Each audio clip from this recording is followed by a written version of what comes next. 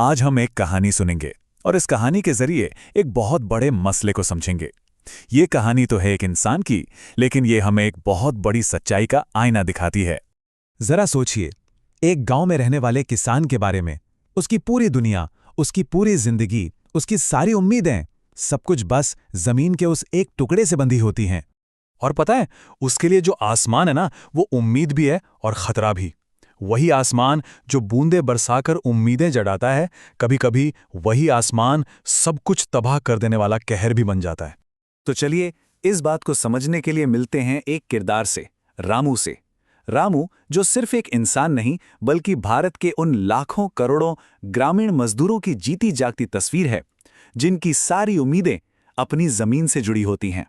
तो ये ग्रामीण मजदूर होता कौन है? देखिए, सीधा सा मतलब है एक ऐसा इंसान जिसकी कमाई, जिसकी रोजी रोटी सीधे सीधे जमीन और मौसम के रहमो करम पे है। फसल अच्छी हो गई तो घर चल गया, और अगर नहीं हुई तो समझिए सब कुछ थम गया। रामू के लिए खेत में लहलहाती फसल सिर्फ पौधे नहीं है, बिल्कुल नहीं। वो तो उसकी साल भर की खून पसीने की कमाई है। वही फसल है जो उसके परिवार का पेट भरेगी, जिससे घर में 2 पैसे आएंगे और जिससे एक अच्छे कल का सपना जुड़ा है। और फिर कहानी में एक मोड़ आता है। जिस मॉनसूनी बारिश का सबको बेसब्री से इंतजार था, वो आती तो है, लेकिन अपना रूप बदलकर। शुरुआत तो अच्छी हुई, हल्की हल्की फुहारें, वो बारिश जो फसलों के लिए अमृत की तरह होती है, जिसे देखकर हर किसान का चेहरा खिल उठता है।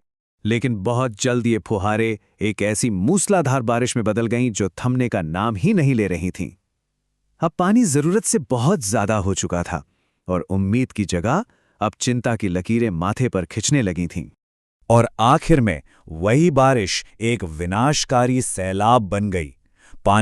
पानी ने सब कुछ निगल लिया, खेत, घर, सब कुछ तबाह हो गया।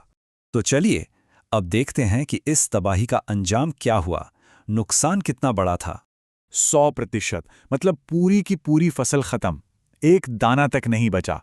ये सिर्फ एक नंबर नहीं है, ये पूरी बर्बादी की, एक किसान के सपनों के टूटने की तस्वीर है। कहते हैं ना, 1 साल की मेहनत कुछ ही दिनों में पानी में बह गई।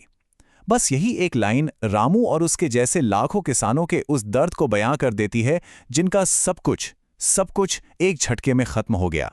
तो यहां एक बहुत जरूरी सवाल उठता है, क्या यह सिर्फ रामू की बदकिस्मती की कहानी है, या फिर ये एक बहुत बड़ी और कड़वी हकीकत की तरफ इशारा कर रही है?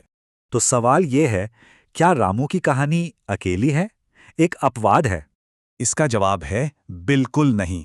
रामू की कहानी कोई अपवाद नहीं है, ये एक प्रतीक है। ये हमारे देश के लाखों किसानों की असलियत है, उनकी सच्चाई है। और यहीं से हमें किसानों की असली लाचारी समझ में आती है। देखिए, उनकी निर्भरता मौसम पर बहुत ज्यादा है। प्राकृतिक आपदाओं से लड़ने के लिए उनके पास साधन ना के बराबर हैं, और क्लाइमेट में जो ये बदलाव आ रहे हैं, उसका सीधा असर उनकी रोजी रोटी पर पड़ता है।